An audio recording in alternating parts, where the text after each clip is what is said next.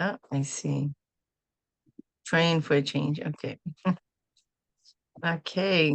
Good morning, good day, good evening, everybody.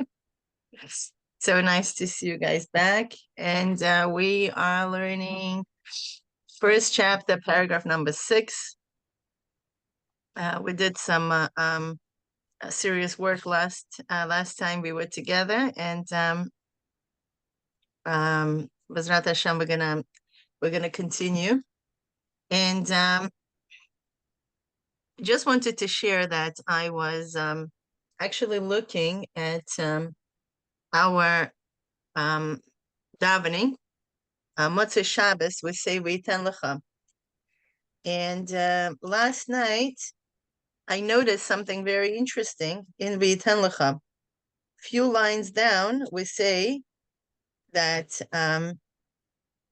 these are the brachas that were collected and given in different times to different people. And we actually bless each other, right? Two people say it together from the same siddur with an idea that we are blessing each other while we're saying it. And we say over here, let's see, 1, 2, 3, 4, 5, 6, 7, 8, 9, 10. Yeah, 11 lines down, we say we're blessing, right?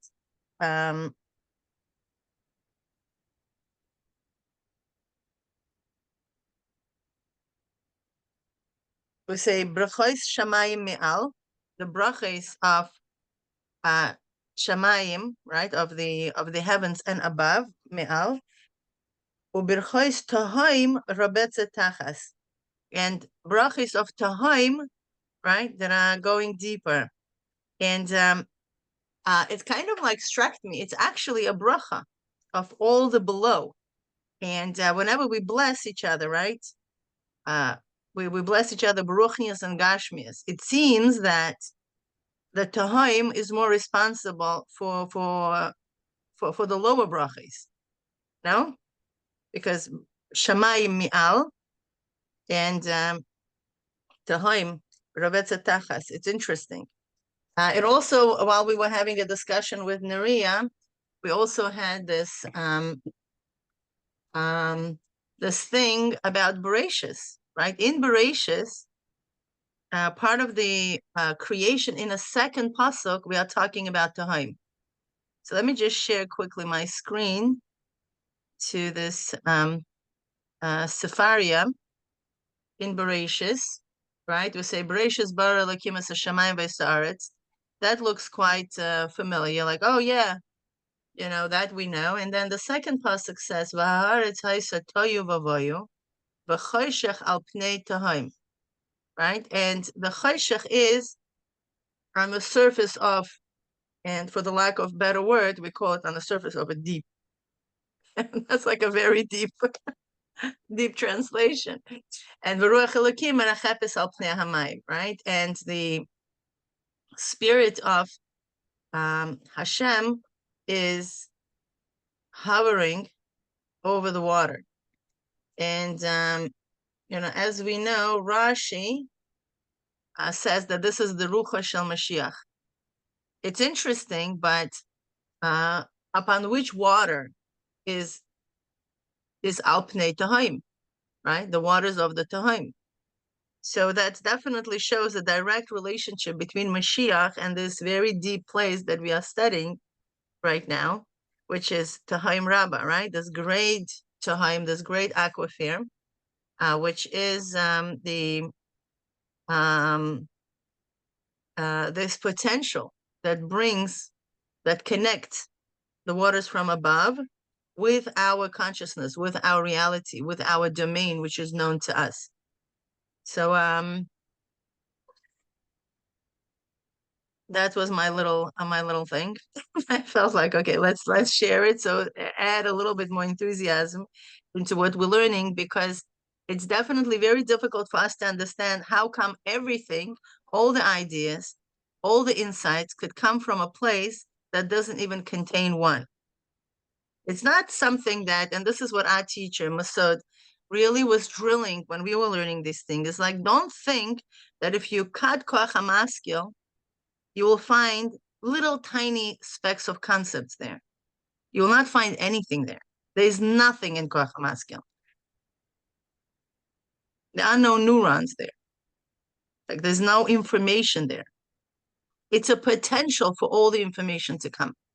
And it is a, quite a mind-boggling idea to understand and comprehend, because we used to thinking in a very concrete form. Yeah, if I have a pool of money, that means I have 1 cent, 2 cents, 3 cents. There is money there. It's very hard for us to understand that something could give off money, but yet when I open that chest, there is nothing there. It reminds me of a story of Baba Sali, You don't know the story. It's a real story of the Baba Sali, and I really love it because this is a great example of understanding what Hayuli means, potential. There was one guy who used to do Farbrengens on the yard side of the Baba Sali. Okay. And he used to invite Talmidei Chachamim, and they would learn the whole night in the Zuchos, and he used to give them like good food and drinks and make a whole feast. One day he ran into a huge financial difficulty where he literally could not make it. Couldn't make it. So what do you think he did? And he was struggling. He tried to borrow money, he tried to do this. All doors were closed. And he went to sleep very, very distressed because the next day was supposed to be the feast. Supposed to make a feast. Where is he going to get money from? He couldn't sell anything in his house anymore. That's it. Dead end. Yeah, we call it pinned to the corner, right? Okay, what happens? He wakes up, he sees a dream. He dreams Baba Sali, and Baba Sali tells him, he says, you know what? I know you want to make this. I don't know exactly the details. He says, look what you need to do. You need to go to your shirt. Okay, so he put a shirt over the chair. That's a very usual. Take off your shirt, you put it over the chair so it doesn't crumble. He said, you stick your hand inside that, the front pocket, and you'll see money there. Every time you need money, you could take it from there. Okay. When he woke up, he thought that he was, dreaming. But then he said, hey, let me check it out. It's a true story. He went. Oh, and one condition was, do not tell your wife. Okay. Don't tell your wife. Why? Because I guess for her, it was very hard to keep a secret, of such a wonder. Like we usually like to talk. And anyway, so he goes to his shirt, he sticks his hands inside, and he takes out large bills. He's like, whoa, this is like, he knew there was nothing there. He was like, wow, this is amazing. So he goes and he does, buy everything. That was it. So he kept it a secret. The next year comes in, similar situation. He kept that shirt, probably didn't launder it, right? So he sticks his hands inside. He took out the money, and anytime he needed money, he would stick his hand inside the pocket and he would take out money. Oh, and the Baba Sali also said, do not look inside. There was 2 conditions. Do not look inside the pocket, and do not tell your wife. There was 2 things. That was it. Now, it went on for a very, very long time. Yeah, and it happened that his wife was obviously questioning, like, where are you getting your money from? Like, what are you selling? Right? Are we going to get into trouble for this? And eventually he did tell her, and she did look inside, and that was the end of the miracle. So yeah, and yeah, so that's what it is. And I'm wondering, like, why was one of the conditions not to look inside? Because I guess when we look, we automatically judge the situation. We automatically bring it into our domain, because 80% of information we process is through our vision. It limits. It limits Limited, exactly. You limit it right away. You're limiting it, you're looking at it, and you're limiting it. And it's a beautiful story because his pockets were empty, and yet money would be coming out of it. This is Koach HaMaskil. Like literally, if you want to, it's empty. There is nothing there. It's iron.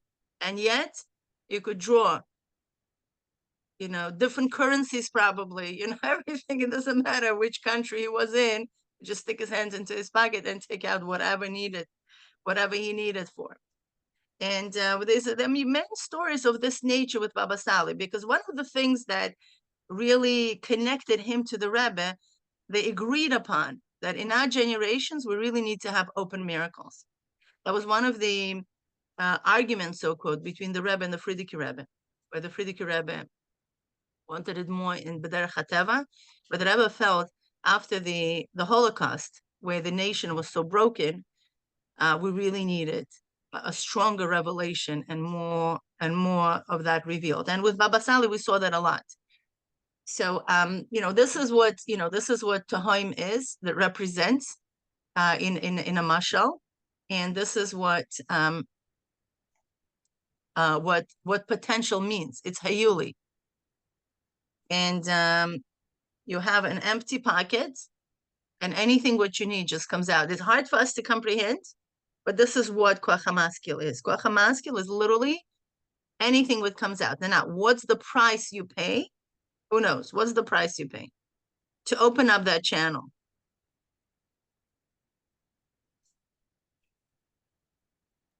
Yigia? Yeah, amazing. Yeah. This is the price. You put an effort. This is your yigia. You put an effort. This is how we knock on that door. Right? And eventually it opens up and pours. Right? Like it poured in the time of the Mabul, that the windows of the heaven opened up, right? The Tahom was opening up, and all was flooded with the bracha, with that purification for the world. Okay. So Naria is going to take us on a little journey. Okay. So in this next, excuse my voice, I've been sick for a week, but I'm on the mend. In this next paragraph, we're going to look at the Rochav and the Orech of Chochma. So in order to just warm up our brains, it's really important for us just to remember what it is we learned about the process that precedes that, which is about the Oimek of Chochma that we learned about last week. So in order to just warm up everybody's brains, I'm going to give you a drawing exercise to do. I can see Gitti is driving a car, so you're not going to be doing it. But for the rest of you, if you take out a piece of paper, and this is the exercise, make it as creative or as not creative as you like. It's really just for you to remember for yourself. And what you're going to draw is the Mashal of the spring, the hidden spring and the revealed spring. So draw it for yourself and label it. The Tahom and the Giddim in English, in Hebrew, however you want to do it. Everything that you can remember. And if you have a problem remembering, go and look at the summary or at the text. So first of all, you draw the spring, the hidden spring and the revealed spring, and you label it. And then you label the nimshal, meaning you label how it corresponds to Chochma, like what the different parts are in, the Koach HaMaskil, the revealed Chochma, the Oimek of Chochma, etc. So I'm going to stop the recording, and I'm going to ask you to do that. If everybody's clear, if you have questions, let me know. Do that. It should take you about 5 minutes. And then for another 5 minutes, I want you to just close your eyes and really just stare at it. Think about the Mashal. Think about what that you can just be thinking about. You'll see what comes up. The Mashal, the Nimshal, all of them together, just focus on it and see what comes up for you. Okay, so we're going to give you about 10 minutes to do this exercise, and I'm going to pause the recording. I was thinking about it. I was thinking about it while I was drawing it. I didn't stop and do that at the end yet. Okay, but are you still in the process of drawing it? No, You're done. I think I'm done. Yeah. All right. So I just want to get a general idea for those of you who did the exercise. Did you remember the different parts of the Tehom and the Giddim and how it, the Barak Hamavrik, or was it difficult to recall it? Miriam?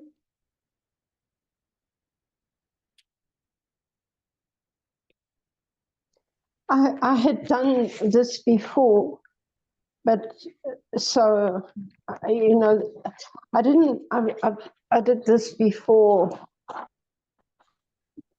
Right. Yeah. But the thing is that I don't know, I'm trying to access the essential what that point at which I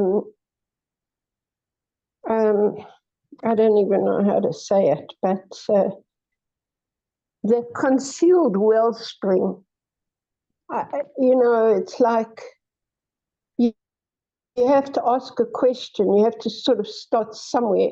It's I don't know. I don't know what question to ask. Okay. Here, it sounds like you're taking it into a much deeper place. Look, it is called Chochma. Chochma is Chochma, the potential of what? Because where does it come from? It's this mysterious experience. But I really just... Okay. No, it's not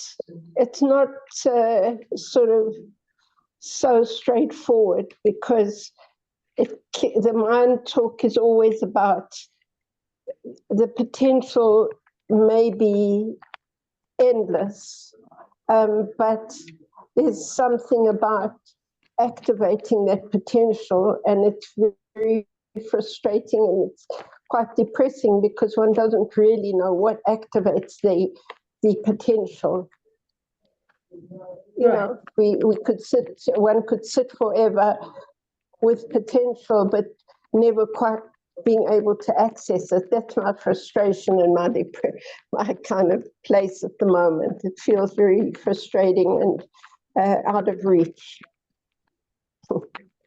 Anyway, maybe it is not exactly what you wanted, so I'm open and I will listen in. Okay. Can I ask a question? Yeah, sure. Alkalea. So it seems to me, is the Koach HaMaskil has to give the initial point of the intellect, the idea, and then it goes into the Chochma, and there the Yagia happens, which again awakens the Koach HaMaskil. Is that right? You understand? Like, it doesn't start in the Chochma. According to the concealed spring, doesn't it have to? It has to first send a message to the revealed spring, to the Chochma, and then there's the Yagia. Am I right or not? It sounds like, Mila, you can also answer to this, but it sounds like this, this endless question of, is it Anila Doidi first, but Doidi Li, or is it that, there's an awakening from above, or is there awakening from below? Like, which happens first? Mila, you're muted. Melanie, Yeah. mute. An egg, it's a rhetorical question, right? An egg or a chicken, right? Who was first? Right. So, but then there's the Giddim, which come, so, but they had to have something to stimulate them. Exactly. So practically speaking, the way it's being presented to us at the moment is it's we are stimulating it. It's like in nature also, you have rivers, open oceans. You don't need to do anything. You just need to come and drink water. That's it. There are times where you need to dig a well. So this is the time we are talking about. It's a time where I'm actually sitting there with a shovel and I'm start digging it. So me digging is creating that pressure that forces the Tahom, the waters from Tahom to rise up. So you start from Yigia, Ratzon. Yeah. So Yigia, the digging is a person is digging. I'm doing my work. I'm not, I don't have access to river right now. I live, I don't know, in desert. I'm far from river. What can I do to bring water? And it's in Hayom Yom actually mentions, I'm not sure which day, but I'll try to find it, is that literally anywhere where you stand, if you dig down, you'll find water there. It just depends. In some places, you need to dig more. Okay? And some places, you don't need it. You don't even need to dig because the water already coming to you. So it's, but when we're talking about the scenario where the person needs to dig out the water, it's the person's yigia that forms the giddim. It's the pressure that's being created through digging that brings the water forth for an open Maayan. But if we're talking about the Mashbia and the Kabel, so, I mean, it starts with the Mashbia. No, it starts with a makabel. Remember, when a student is ready, the teacher appears. Another way that it said is the light is always there, but we have to make the vessel. Our job is to make the vessel, and once we make a vessel, the light will immediately fill it because the light is there. Hashem is waiting for us to make a vessel so he can fill it. It's interesting also that we started the class by Mela talking about the Tahom that precedes creation almost. Like the Tahom is there. And now we need to draw from the Tahom. Yeah, and the next pasuk is we are, and let there be light. This is even before the light. This is, we're reaching, because the light is revelation, meaning there is somebody to receive it. Yeah, meaning there was already a sense of a makabel when there is a light. Hashem didn't just create, a light for no reason. Light for who? For himself? He doesn't need a light. The light of revelation. Revelation meaning there's already somebody to receive or for somebody to receive, right? That means this was already at symptom. Wait, who was Right? there? You said somebody was there. Who? Or Hashem was preparing for the makabel. So therefore he first metamtem his light. He was Created the light. preparing, but there wasn't anybody. Exactly. yet. We say in Tehillim, in your light we will see light. What do I mean? How can you see light inside the light? So it explains it's when you first create the light and then you contract that light, right? Because before it was or Ein Sof, and now you make it Sof. So when we go backwards in your light, in your limited light, we will see your light. Be'orcha nir e'or. Right? In your light, we will see light. But there are many explanations of that. That's one of it. Now, the Tahom precedes the light. It's before the light. Meaning the light is the flash of Chochma. Okay? It's before the flash of Chochma. It's the yigia, meaning we have access to access that space, that's the home, by our yigia. And obviously the levels that supersede the home is not the highest level.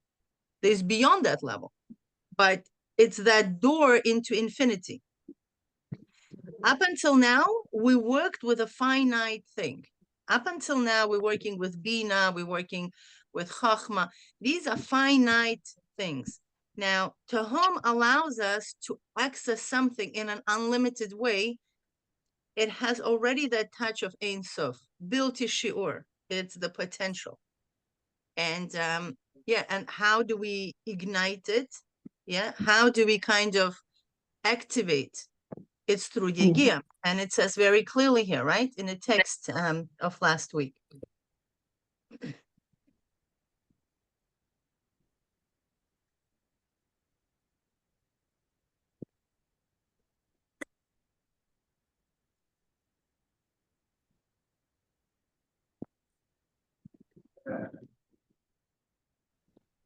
It says over here, right? Last week, all the way by the end of let me just share for a moment my screen, and we could see it inside the text.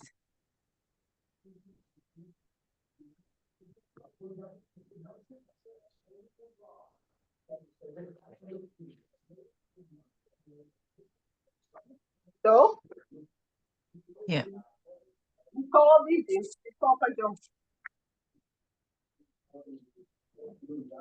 Right, so if we read, and it's the same in Koach HaChochma, Yesh Beis Bechines, right? It has two aspects. Ha'alav Gilui Barak Hamavrik. First one is the revelation of the Barak Hamavrik, Hanikra Maayan Galui. It's called the revealed wellspring. V'habeis Hiskalalus Ze HaSechel HaPrati, Kmo Shu Mitchila, the way it is in the beginning. Balamala Bav min hasechel, from the sechel. Hanikra Maayan Satum is the hidden wellspring. And this is done through the yigia, meaning the activation of the hidden wellspring is done through the yigia.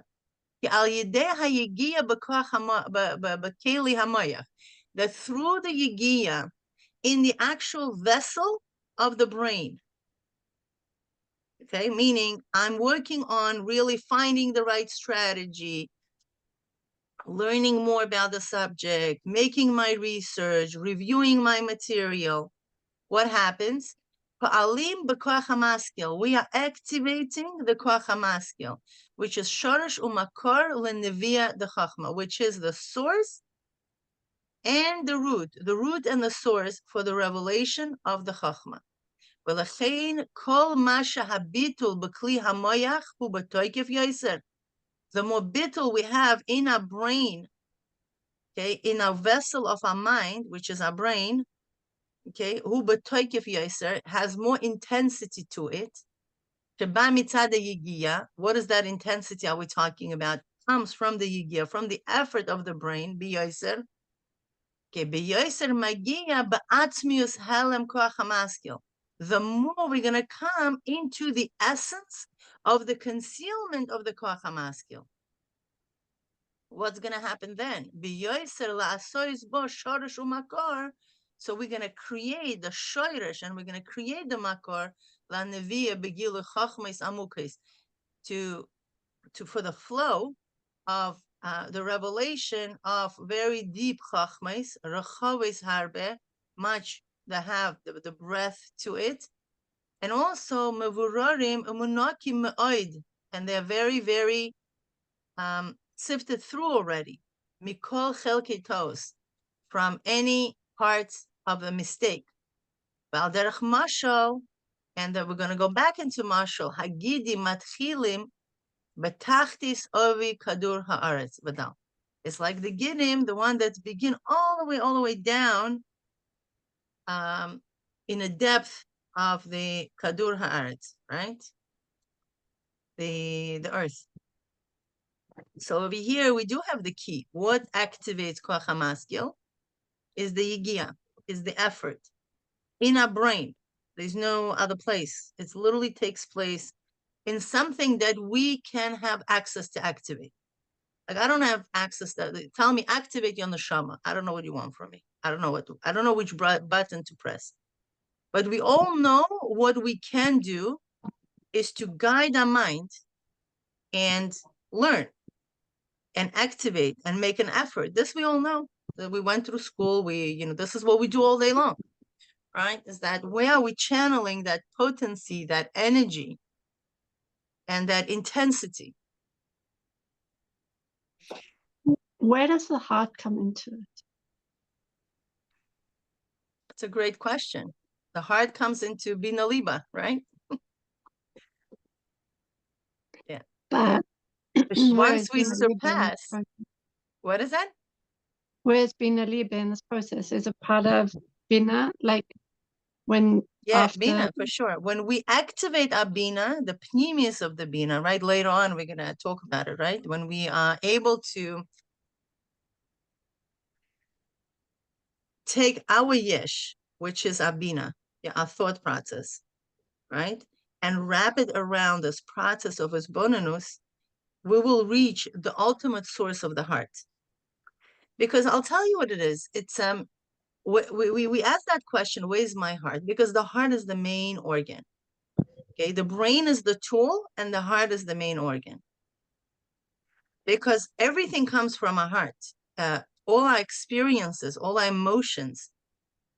And this is a great question. Like, where is me? Yeah, when I point to myself, me, I say here, right? I don't say me. Right? Even gesturally, like, who is me? We usually point towards our heart. It's me, right? Here I am. I don't say like, here I am, right? Because naturally, my mind is a tool and my heart is the destination. So the first chapter suggests that how do we get to our heart? It's through our mind. And this is what Chabad Chassidus is.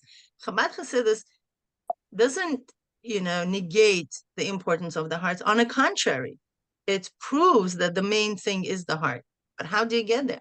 How can we transform the emotion? We're talking about Nari in the beginning, like before we started the class, is like anybody here can say with every single modality out there in the world that they could really transform a midah, not just to feel good, literally transform a midah to exactly the opposite. I don't know, humbling. I don't know if I could do it. It's like, is it like an easy access? Do I really have a clear script of how am I going to transform the emotion? No, this is what everybody, tries to do the best, right? It's like, it's not really in the comfort of our domain. And yet we this is a mitzvah to have avodas hamidos, and we spoke about it last time. But the good news is that we don't have to go that route anymore by directly addressing a midah that we want to change. The Rebbe says now it's a different avodah. We're able to access the source of it, not just on a parallel level.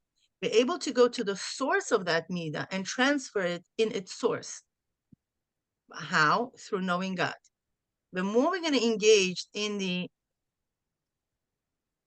study of Hashem, right? And the Frierdiker Rebbe, interestingly, how does he call Chassidus? He calls Chassidus is Chakira Elokis, is the research into God. That's what Chassidus is. It's really studying God, studying how He created the world, how He's being, expressed in this world, and all that. All of a sudden, I'm taking off the focus of me at the moment, right? And I'm focusing on Hashem. What it does to me is that I'm becoming more aware of Hashem. So automatically it reflects in my heart in an indirect way, but it definitely reflects. People who study Chassidus are kinder. Once you're going to start getting taste of his bonus and what it does, nobody walks away killing people or hating people after having a really beautiful experience into the his bonus. We become kinder automatically. We become more refined automatically. It's not something that I need to be sitting and worrying like, oh, you're so unrefined. How am I going to fix my this, my that? I don't need to be thinking about it. I'm going to have my focus on Hashem and making sure that my awareness is filled with Hashem. There will be absolutely no room for other things to take place in my heart. I feel though that the starting point is the heart rather than the intellect. Like if a person wants to know Hashem, it's the desire is in the heart, yes, to wanting to know Hashem. Mila? Yeah. Mila? Yeah. It's very interesting that we're talking about this. So when she was talking about before the sinews of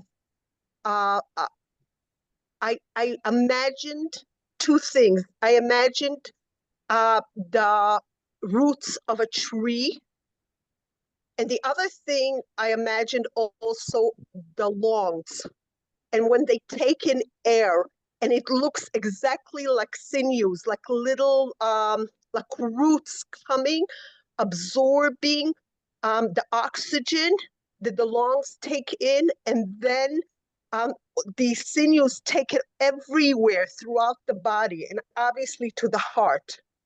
So like the oxygen being the life source that the body lives on, and that's where the ideas and oxygen to the mind and so on and so on. So it's connected. No, for sure it's connected. It's if that's actually one of the things that we work with is Amalek, right? Amalek comes from the word Malika. Malika is beheading. The clip of Amalek is, is very artistic on separating the intellect from the heart. Right? So I could be thinking about one thing, and then I just feel the disconnect of it in my heart. It seems that from the first glance that Avodas HaMoichin suggests that it's the work of the intellect, but it's not. It's the work of the mind. And mind never separates from the heart.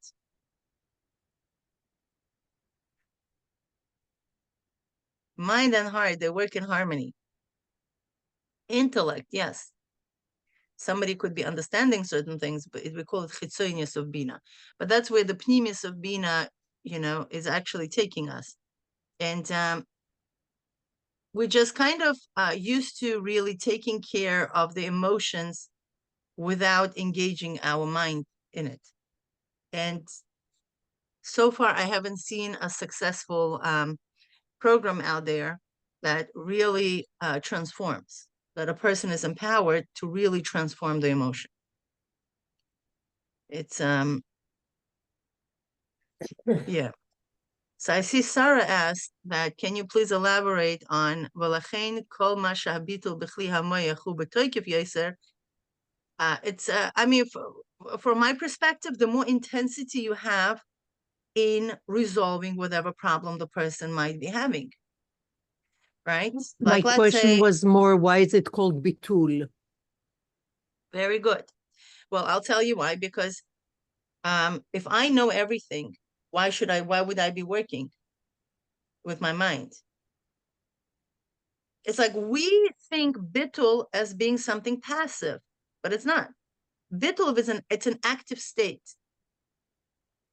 We think bitul is like I'm sitting and like, okay, I'm just accepting, but it's not. The bitul and I think probably this is what the Rebbe has been fighting. The transcendental meditation is emptying out your mind, and this is not what bitul is. Bitul is actually filling up your mind with the right stuff, filling up your mind and working with all the details and finding the ayin behind them. On the contrary, it's going through the details. It's It's exerting your mind. So this is the sign of a bittul. The sign of a bittul is not a student who sits and does nothing. Oh, teach me. No, you have to work, you have to read the material, you have to write your summary, you have to draw a diagram. And then the insight comes. Maybe when you're going to be sleeping. Yes, that's true. But it's after the exertion.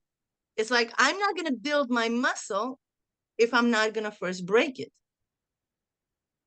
Like, I have to break my muscles, so I'm going to strengthen them. I know it sounds like the opposite, but that's exactly what you break your mind, you reach your limit, and then unlimited fills in.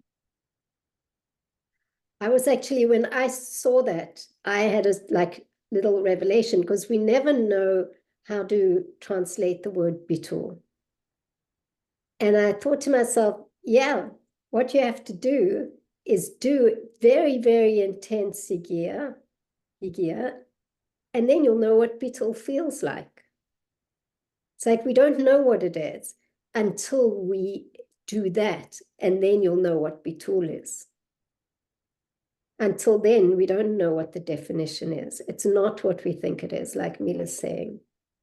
And it's a very intense process. I think that we're so used to working with our midot, with our emotions, with what a particular rabbi calls our pain body of our emotions. And this process, I think the emotional part of this process that certainly I have found I have to overcome is the resistance to doing the work. That's the emotional part that I have to overcome. But once I'm inside of the work and I'm just using pure moach, pure brain, and also doing it through a lot of visualization. Like after learning the text and knowing the text, to then just close your eyes and stare at it. That's when the brain begins to really work in a different way, certainly than I've been used to. That is the beginning of, from what I believe, is the avodat hamochin. And it has nothing to do with emotions at that point. When you're in that space. In Beis Hamikdash, right? In Beis Hamikdash, we see that there's outer mizbeach corresponds to the heart, and there's a lot of motion going on, right? The meat on a mizbeach, it's a very noisy place. The midas are very noisy. The wood is being broken by fire, the meat, and everything else, and you hear a lot of, like it's by sitting by firewood, you hear cracking, right? Now, the menorah, when the menorah is burning, you have that flame and, the oil, and it's very, very peaceful state.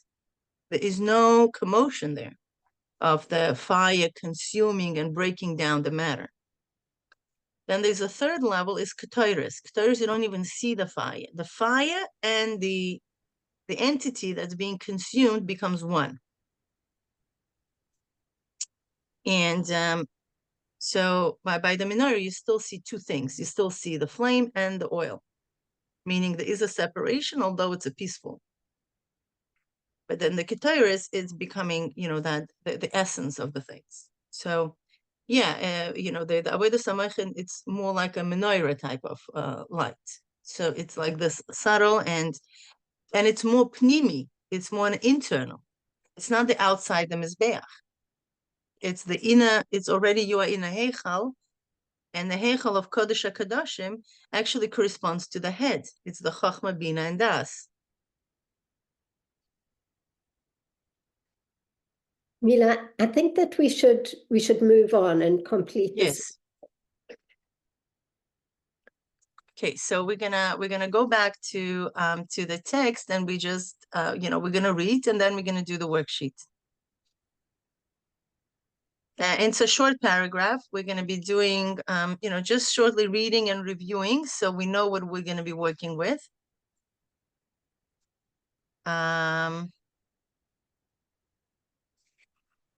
Yeah, right here. Okay. Ready? Can you make it larger? Sure. please? Good. Okay. Okay. Vehine kol hanal hu inyan omek de chochma.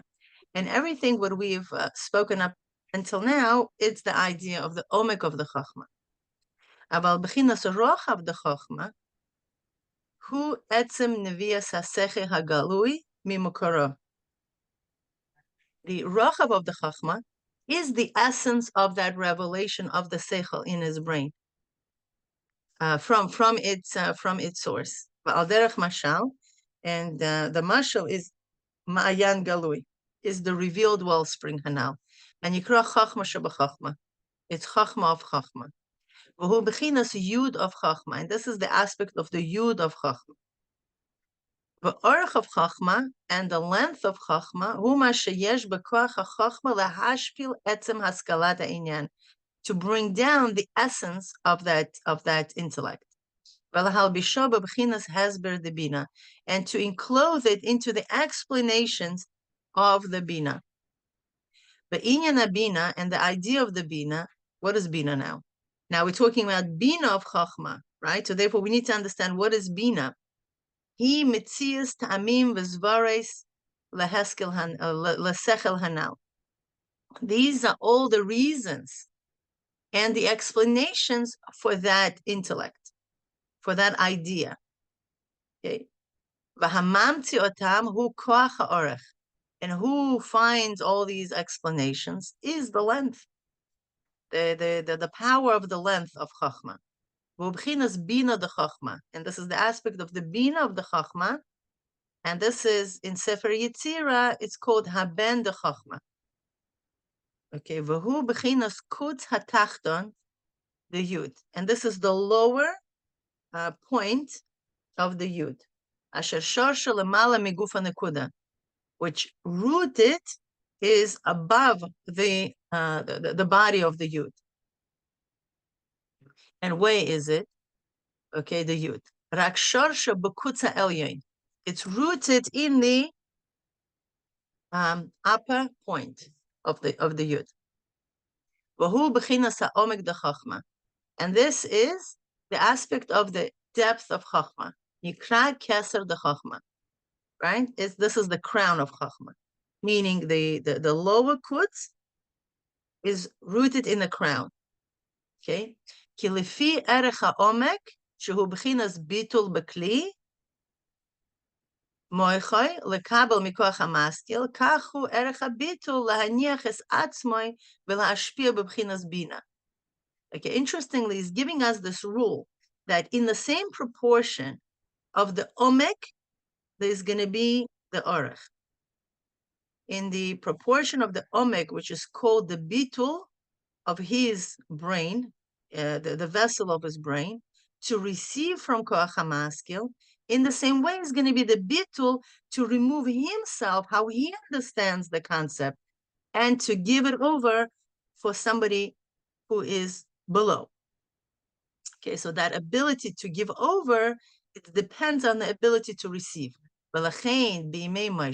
And then we're going to go back into this whole war in the times of Moshe Rabbeinu.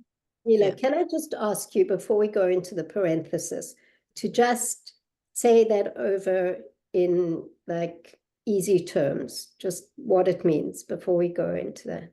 Well, if I was able to understand something very, very well, I for sure is able to explain it to somebody. So that's one of the, practically, we go to a lecture, we go learn something and all that, right? If we understood it ourselves, we're able to tell it to somebody else.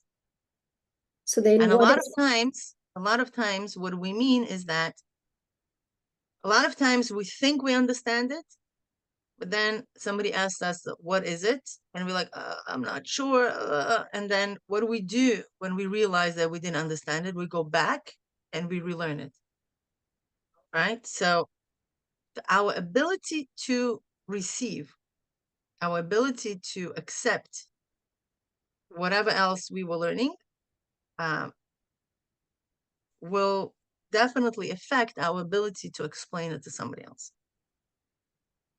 So would it be correct to say that the Rochav of Chochma is the Barak Hamavrik? It's the revelation. It's the first place that there's a revelation. And then the Orech is the ability to then take that flash of inspiration and bring it over to Bina, which will then bring it further down. Yes. And it's like if we're good in like in any production, there is something which is called conveyor. Yeah, that's called conveyor.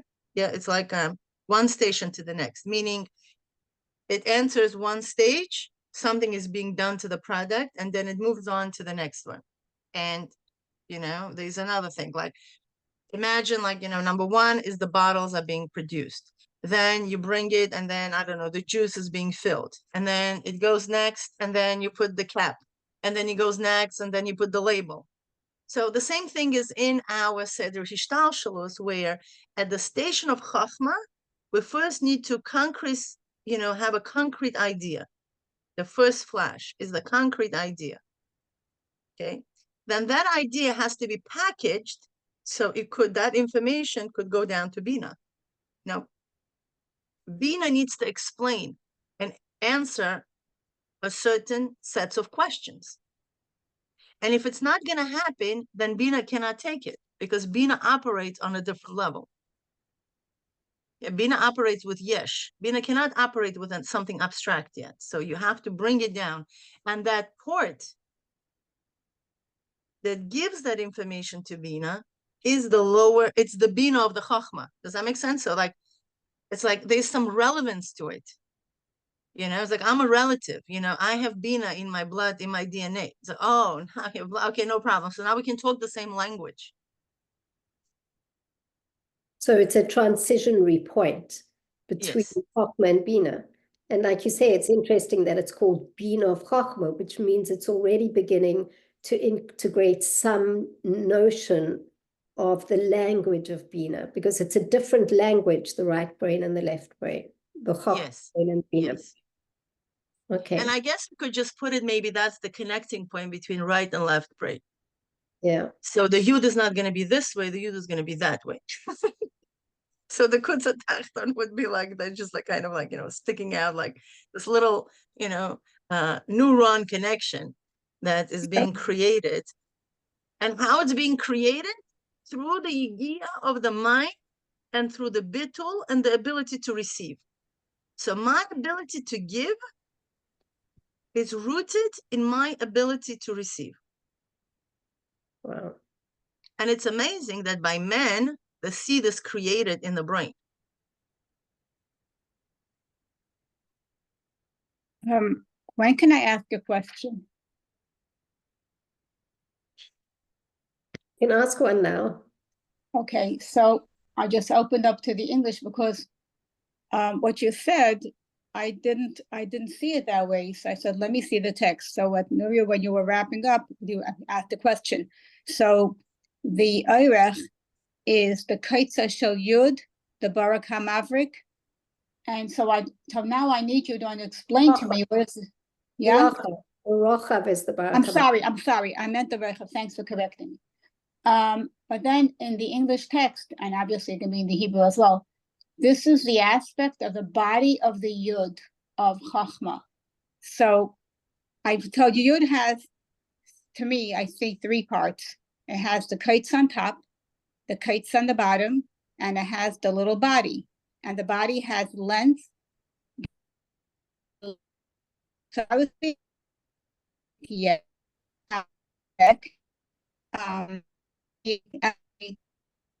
Is it the Oimek? The Baruch Hamad already, is it the Oimek anymore? Not really, No, right? the Barak Hamavrik is not the Oimek. It says clear over here. It's not. Okay, right. The Oimek is not, obviously, yeah. Okay, so Baruch Hamavrik is Chochma. And then you have, okay, the Rochav, and then it talks about the Orech. Wait, so what's the Rochav of Chochma is the body of Chochma, is the Chochma of Chochma, is the essence itself. And what's the kites on the bottom going to be? The Bina? Orech, exactly. Bina of Chochma. Okay, 1 second. So if you say that the Rochav is still part of the Barak Hamavrik, is that what you're saying? Rochav is Barak Hamavrik, not part of the Barak Hamavrik. This is where, yeah. So if you remember, we did this diagram Now, why is it back called then the here. body of the Yud? Yeah, remember the diagram. Let's find that diagram. Why is it It's right called the here, you see it? body? That's my question. Because it is the body. That's where the body is. The rest is the upper quotes and the lower quotes. But this is the body, yeah. 1 second. Oh, 1 second. So the point on top is Meaning this the is the body. keter. That's it. The point on top is the keter. Exactly. Mm-hmm. So where's the Barak Hamavrik is the whole Rochav is Barak Hamavrik? Doesn't make Yeah, any sense. Barak Hamavrik is a flash. If you can't even hold on to it, it's still an iron. exactly. Because that's why we have Yud. It's not the Bina yet. The revelation comes if a person had enough bittul, right? There is a little bit more space to hold on to that Barak Hamavrik, and therefore the Rochav will be able to gather as much information as possible about that that revelation that they had, and pass it on to to Bina. Bina is gonna cook with it to the length, to stretch the point, right? Into the length and the width and everything else. And write a 2-second thing with it. You understand what I mean? Like you're gonna put it's 2-sentence point. She's gonna develop it into the whole study. The Yud itself is it's a tiny point. We're really opening it up because Chochma is like that. It is a flash, but relatively speaking, when you put it under a microscope in a sense, then that's the Rochav. It's the reality of it. Do you see that it's a contradiction in terms? Exactly what you're saying. Rochav is inherent in the word Rochav is an expansion. Yes, inherent in the word Barak Hamavrik is relative. a flash, which is really a point. Yeah, but it's relative to Chochma. We are in Chochma. So it's all relative to the experience of Chochma. And yes, of course, there's a contradiction in a sense. Yeah. It is a flash, but that's the Rochav it exists. Before then, there was no existence. The Orech is just a transition point. So and this is the Yesh of Chochma. I know that Chochma compared to Bina is Ayin. Yeah. But compared to Chochma, she has this little point of revelation, this little one. Okay. But okay. So it's everything is very relative. So now this Barak Hamavrik, is going to be communicated through the Orech of Bina. I'm sorry, through the Orech of Chochma to Bina, and Bina is going to dwell on it. Oh, yes. Okay. So basically what we did is like we do today, we pinch out a picture and we look at it, but really it's really very small. So really the whole Yud is a Barak Hamavrik. Even though we call it the Rochav, somehow it's still part of Barak Hamavrik. It's an aspect of Barak Hamavrik. Barak Hamavrik is a Mashal. But it's telling us that it's like so flimsy that you can barely hold on to it. It's flimsy. It's like tiny. It's like it's just a flash. It's like it's not the thing yet. You know what happens when there's a Barak when there's lightning? It lights up the entire terrain for a moment. You see an enormous amount when there's lightning in the dark. You don't just see the light. It lights up a huge vista if we're talking about the Mashal. So yes, and that's, yes. Right. Okay, but you're talking about the expansive sky, and then my brain is not as expansive as the sky, so you shrink the whole... I disagree. Say, for example, Gitti, if we're talking about the Yud and Chochma as being the seed, it contains everything. Just like the lightning lights up the entire expanse for a moment and you see it. And then if you don't do something about it, it goes back to its source. You don't see it, but there's enormous power in there because it's the beginning. Yeah, the Yud is the seed. It's beautiful. Like I just found this very nice lightning here. Yeah. And I think it's just, it's amazing, no? Like, look at that. And also this one is a very powerful one. The imagery. Miriam has her hand up. Miriam, would you like to say something? But also it's through toil. It's only achieved through toil. You have two aspects. I'm sorry, you asked somebody to say something, and maybe I should. You need to just like accept it and also just process it. Don't you know? Like it's a mashal. It doesn't contain and no mashal contains everything. We also have the mashal of the revealed spring. It's this water that's bubbling up from the ground. So sit and stare at the mashal. I mean, it's good that you come up and say, oh, there's a contradiction. It means that you're thinking about it, but think deeper into it as well. 1 second, but there is Yegia in it, correct? So there's Yegia in the Barak Hamavrik, you're saying? Yegia causes Barak Hamavrik. Yegia is that vacuum that invites the dark sky to send us this clarity. 1 second. It's through the toiling of the vessel of the mind, yes, that one activates the power of the Koyach HaMaskil, which is the root of Chochma. So you're toiling of the mind. What's the mind? Give me other alternate terms for the mind here. Not Chochma? Is it Bina? Technically speaking, it says, in both. Because the Bina and the Chochma are going to be working together. Nobody just works with Chochma. Okay, great. It's a wrong assumption because the Bina is going to give word and the Chochma is going to see it. Okay, the Bina is going to give words and the Chochma is going to see it and say yes, no, yes, no, yes, no. There's a constant communication. There is no human being who only thinks with the left brain. There is no such a thing, scientifically proven. There's a constant communication between left and right. So that's why we say just Mayach, because it encompasses both of them. When we freeze, yes, once the Barak HaMavrik gives us an idea, it's automatically going to go down to Bina if, and this is the key word, if there is content that Orech will give it to. Do we know what that Barak HaMavrik is? Is it something known? What explanation it is? Yeah, like yesterday I saw a strange, a strange dream, right? Sometimes our dreams are like, forget about it. You forget it the next moment, right? You woke up. Some dreams are more processed, yeah? Because the more known is in our dream, the more it will stay with us, right? And that's where the Orech of Chochma is going to play this role. Was it deep enough work done? So the Barak HaMavrik is clear enough. So now I have a sense of direction. That means the person wanted to go somewhere, right? Does that make sense? Like it just can be on an empty spot, all of a sudden have a problem of a person's like had this revelation and then nothing happens to fruition. In order for it to come to fruition, there has to be bittul. Fine. And then it says that the width of Chochma is the actual flow of the revealed intellect from its source. So it's also a flow involved here. Shefa. Anything comes to revelation as a shefa. Okay. Nothing comes without shefa. Yeah. Okay. Let's go to Miriam. You have your hand yes. up. Hi. I just wanted to clarify one thing.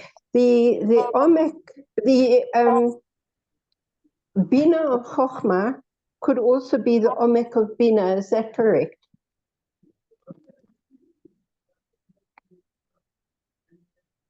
The Bina of Chochma could be the Orech of Chochma?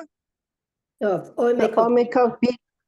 So that's the transition. That becomes the transition place. Yes. It's not the same thing, but it's going because we'll learn about it now. The Orech of Bina is where the Orech of Chochma, where there's an intersection between Chochma. Yes. The one is right. But yes, it's accurate to say that. Yes, it's accurate to say that because Orech doesn't have an entity on its own. When we're talking about the Orech of Bina, we pretty much talk about the point. of Chochma. It's gonna go straight in. There's no there's no gate there. Okay. You should just go right in. Yeah, that's where the paradigm shift actually take place, is the 50th gate of Bina, which is the Omek of Bina, and you're right away already in Chochma. It's yeah. All right. Can we, I think now Okay, we can thank go you. to parenthesis. Look, I just want to, for those of you, oh, never mind. Oh, you wanted me to share? Yeah, just keep, if you can just keep that image up. I don't know if it's still confusing for people, this correlation between, like, we've learned Omek, Rochav, and Orech, which is, depth, width, and length. And then it also corresponds in Kabbalah to Keter, Chochma, and Bina, which, we've spoken about this previously, but just to give clarity, it means that within Chochma, there is, there's the intellect of Chochma, and there's the midot of Chochma. They're all 10 sfirot in Chochma. And what we are looking at here is the Keter, Chochma, and Bina of Chochma, meaning like the higher aspects of Chochma. And in later chapters, it talks about the midot of Chochma. It can be quite like a shift in one's mind to imagine that. But we do know that within each one of the 10 sfirot, there are 10. So here we're looking at the Keter, Chochma, and Bina of Chochma. And in, Hasidic language, it's Omek, Rochav, and Orech. It's basically saying the same thing, but it's useful. I mean, I find it useful, for example, because my husband, he studies more classical Kabbalah. And if I tell him the Hasidic language, he doesn't know what I'm talking about. But when I use the Kabbalistic language, then he knows what I'm talking about. So it's quite important to learn these two languages. And it's not so foreign to us. We do know about Keter, Chochma, and Bina. So, okay. Mila, you're having some fun there with the... They're all Kabbalah terms. It's just different alternate terms used by different rebbes, but they're really the same. They're all Kabbalah also. Really? Yeah. Well, I don't know which kind of Kabbalah, not necessarily Arizal.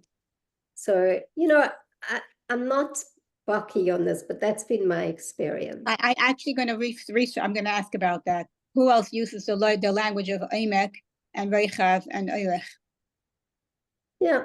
So, but basically, he's slowly starting to give us both of these languages because we actually need them, and they're not so difficult. All right, that's it. Okay, so we're gonna do some little exercises. You don't want to do the parenthesis, because I think we basically, that exercise of the yud, we basically showed it. So the parenthesis talks about, I mean, we don't really have much time, so I think we should just do the parenthesis and continue and let that be what we're doing. No, let's do a breakout room, and then they're gonna come back, and if we'll have like 5-10 minutes, we'll do maybe the princesses. I think it's good for them, for everybody to have this little experience. You want to show the what we need to be doing in a breakout room? Okay. Let me just find it. Right. 13, we have 11 people. So we have 10 people. Yeah, because Miriam said she needs to leave, and we're gonna do 5 groups.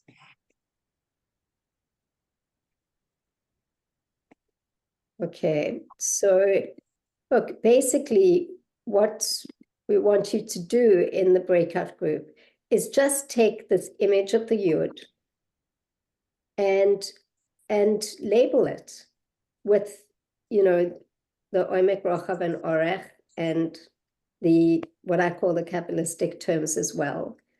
And really to just clarify for yourselves what those three parts of Chochma are. But first of all, to label it and know that you have it clearly in your mind. So we're going to give you about 10 minutes to do that together in a breakout group. Maybe 5 minutes is, you need 10. Okay, thanks, Kitty. We'll give you 5 because we late anyway. Are you giving us a series of questions? I'm pretty much lost. Are you giving us a we series just of need questions? to fill in. Yeah, we just need to fill in the yud. Where is What? Omek? To fill in the yud. Imagine you have this empty yud. What would be corresponding to the upper quotes? What would be the corresponding to the lower quotes? And where the width and all that. So why do we need breakout rooms? Yeah, just to do it with your partner. That's all. Yeah. Okay, Or like Yeah. 3 minutes. I guess. Yeah. Okay. Yeah. Okay, great. So Okay. the rooms are open. So let's go. Yalla.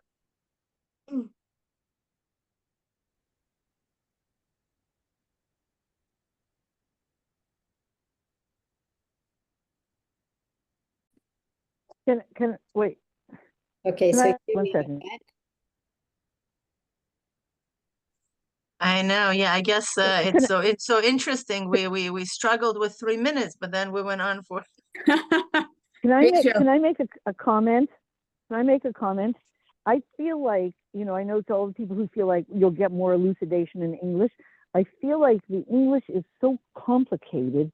Learning it in Hebrew, it's such simple Hebrew words that you have to be a genius to understand the English, whereas you can be just a plain person and you work with the Hebrew just unlocks the secrets, whereas I feel like the English creates more confusion, like, so that you're like you're dealing with a description of the experience rather than just experiencing it. That's my feeling. That maybe that's just for me. It's just so much easier to learn it in Hebrew than in English. I'm just not a genius enough to be able to understand the English.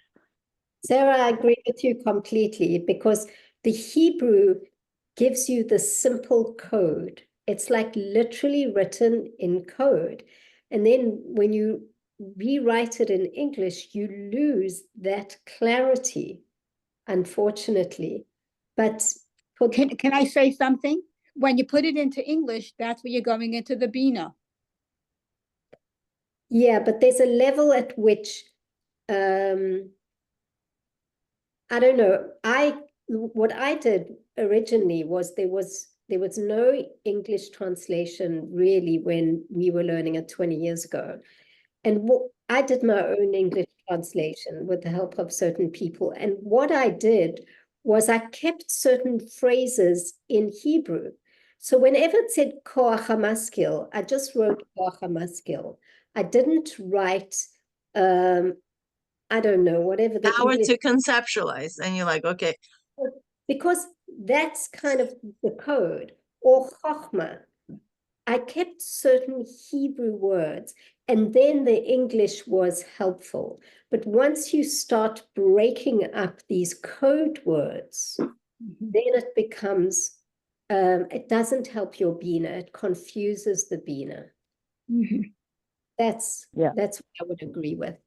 I But a million percent. We had a question in our room. What is the Bina in the Mashal of the spring? River. The concealed? I mean, I'm sorry. Oh. I meant the revealed wellspring. The revealed wellspring, once it shoots out, it's the Rochav of Chochma, but then it starts flowing.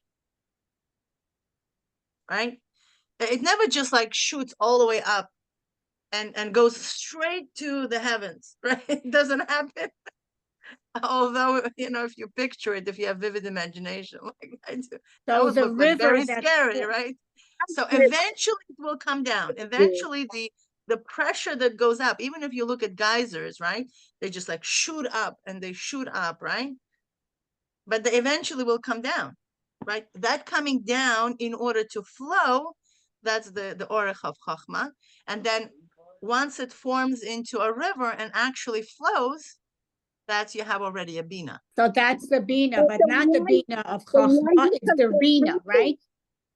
No, it's a Bina of Chochma, the coming down. Like meaning, have you seen the wellsprings? Like go on Google and say the beginning of wellspring flowing, right? And you'll see like this wellspring that it shoots out and then it just starts flowing. So that starts flowing is the Orech of Bina.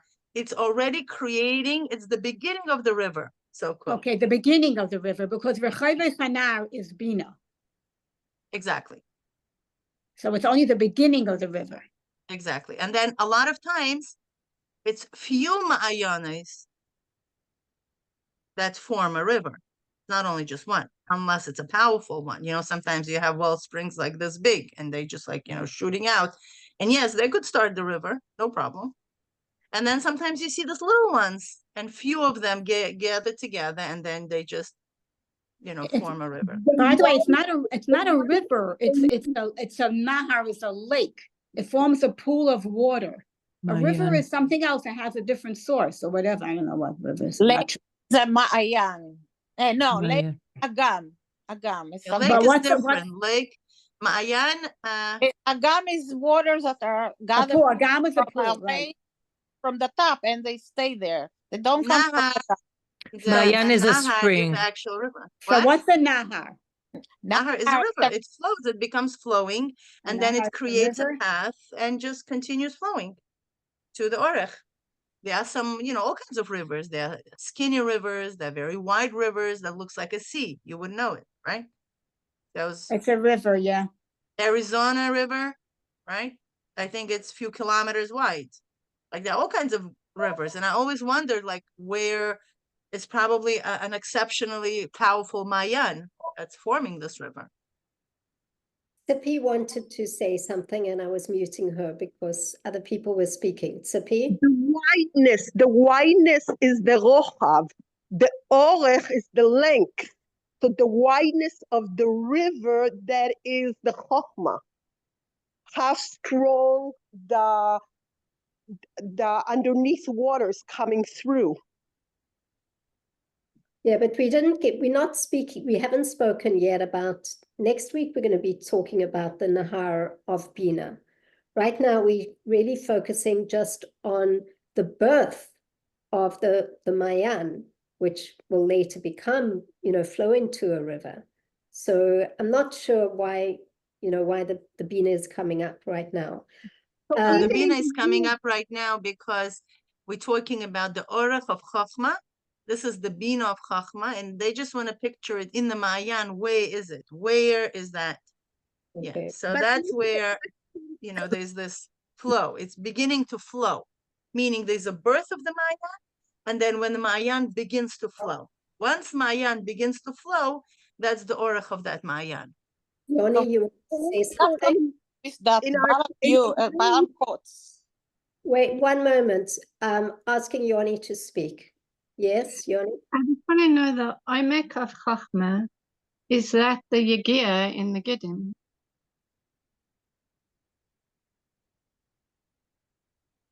The line at the top of the Chochma, is that part of, because it's like, it looks like the Giddim. Interesting.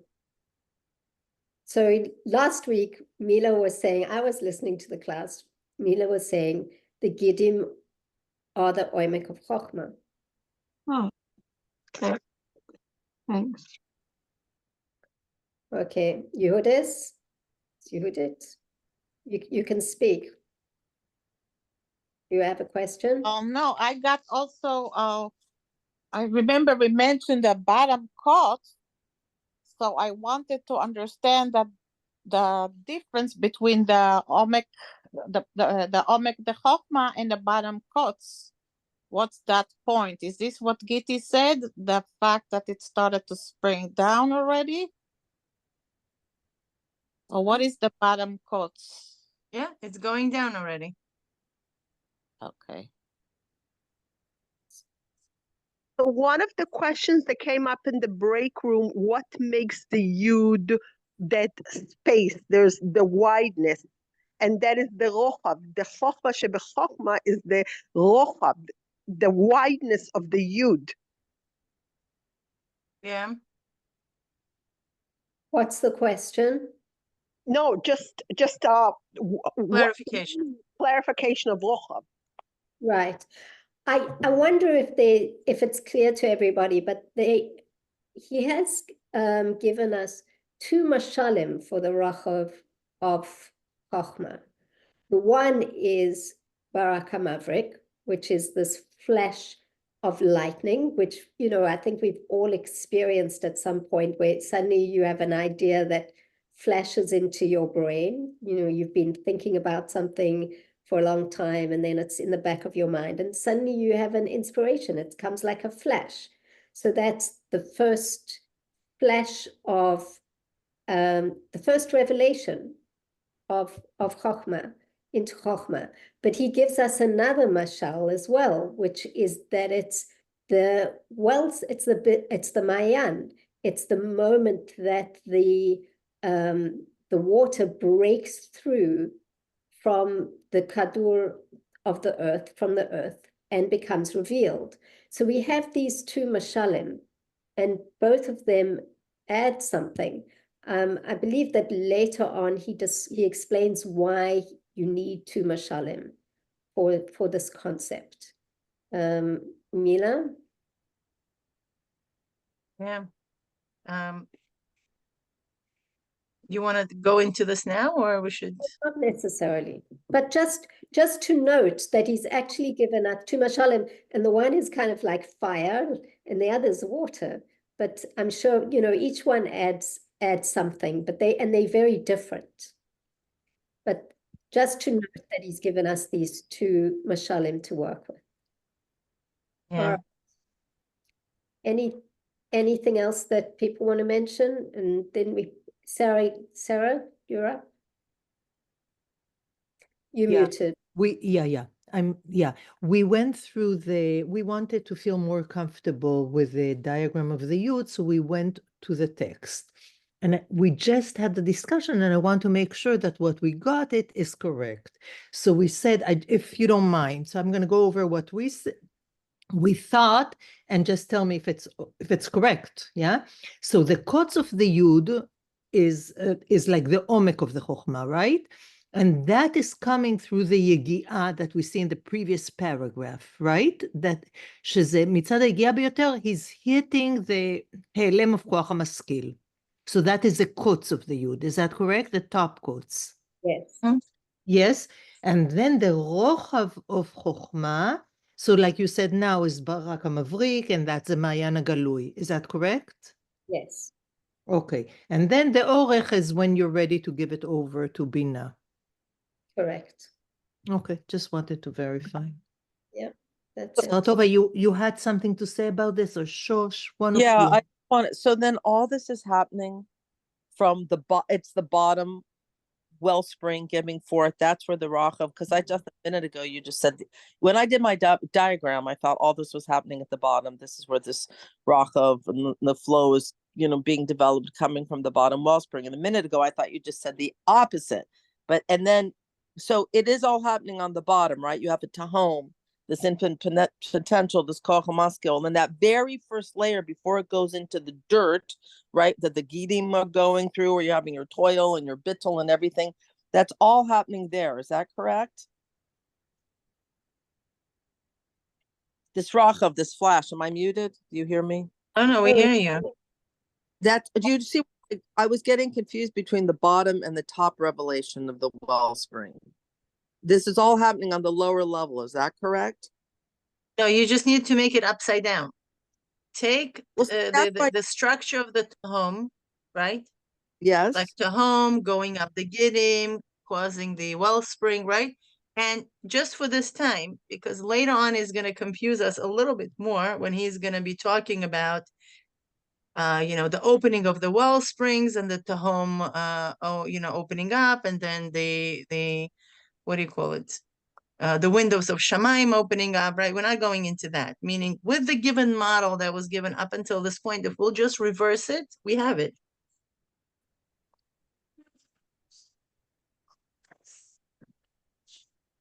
Did that speak to you, Shosh? Hello, it froze. Oh boy. You didn't Hello? hear? Meaning, like, if I'm gonna take 1 second, let me just do a little where is that?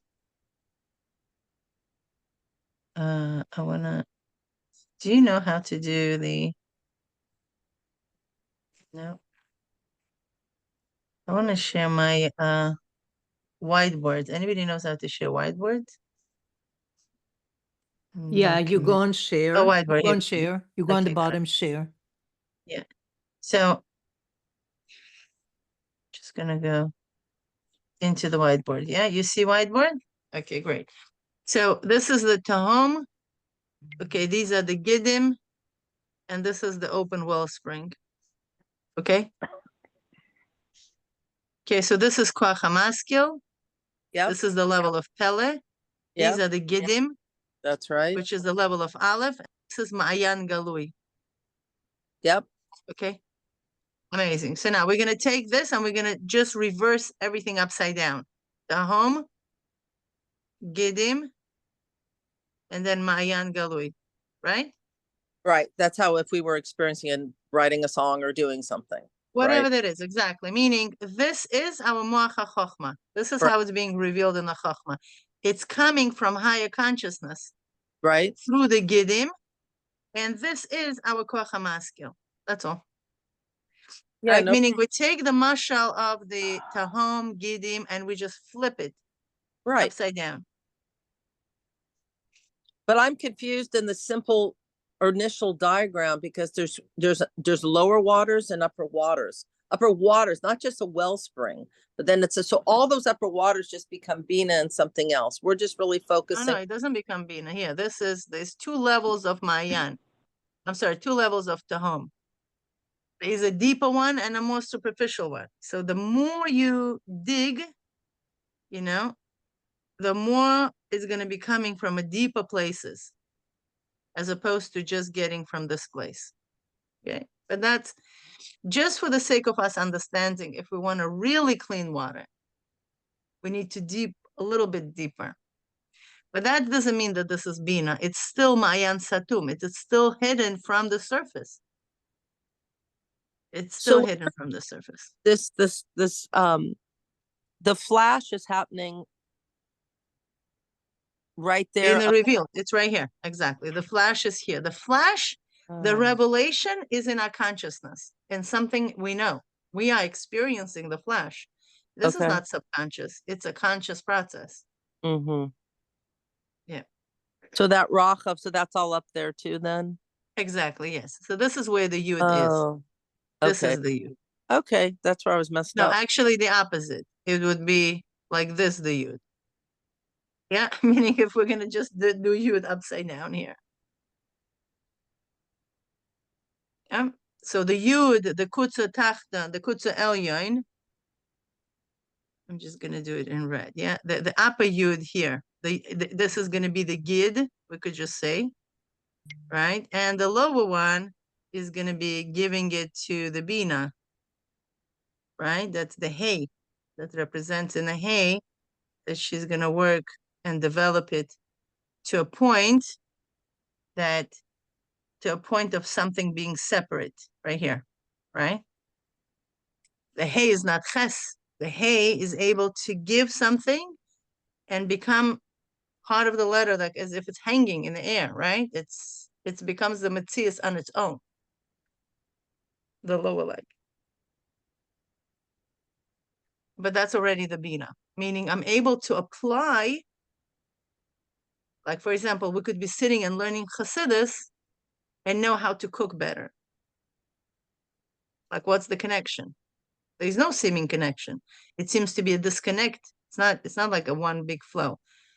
But you know, in your left connection there. In the left-hand diagram, where is the Agia and Bittul?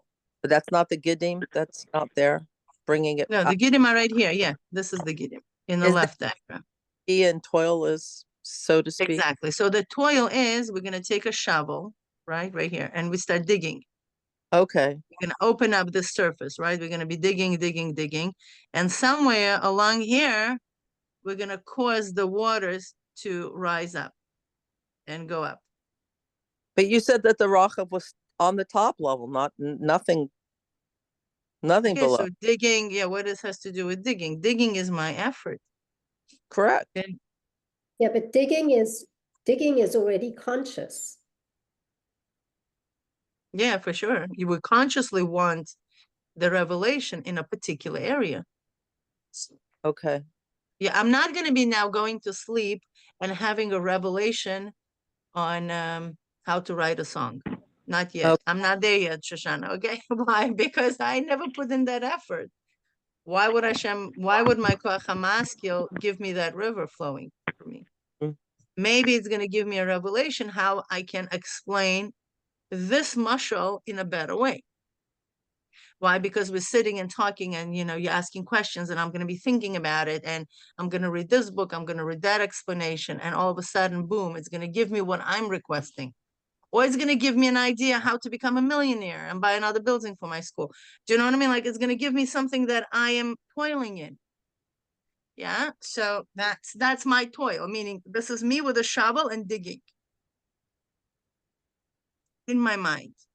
But then the revelation comes from within me. The revelation comes from within me based on my request. It's not going to come in a remote way how to speak Chinese because I didn't even think about it. Okay. So if I understand you correctly, Short, you were getting confused because you thought that the Higir was in the Giddim. Correct. And it was pulling you down to the lowest tahom of your Koach HaMaskil, and you were tapping. That was the process. And I don't know. It was just. No, the Giddim are what are It's like the channel for that process. The right is that your toil and your bittul and everything. No, isn't that like the channel for the? Yeah, but that's conscious. That's above the ground. That's why I was messed up. Yeah. It's not unconscious. It's right. And that's the beauty of it. Your conscious effort Yeah. awakens your unconscious. Right. And that's all unconscious. So I was trying to yeah. Okay. I also had it wrong. I left from you. But by the way, the yud should be inverted because the top The plates, yud is going to be like this. right, upside down. Yeah. But it's so interesting because you know that truly in the way the godliness is, it's a flip. It flips. Yeah. So it flips. In the levels of godliness, it literally flips. And you know how it's described about the olive? That olive has the mirrored yud on the bottom. There's a yud on top and the mirrored yud on the bottom, and then there is this line. So that's actually how creation happened. It's this mirrored yud is imprinted on the bottom. So it's pretty much like kamayim hapanim el panim. That expression is literal in a way, right? It's like this water is being reflected. Mm. Okay. Hey guys, I think beautiful thoughts. Yeah. Mashatzlacham. Thank you everybody for coming, and thank you very much. Thank you. Thank you very much. Guys. Let's wait to start the week. Yeah, thank you. Bye.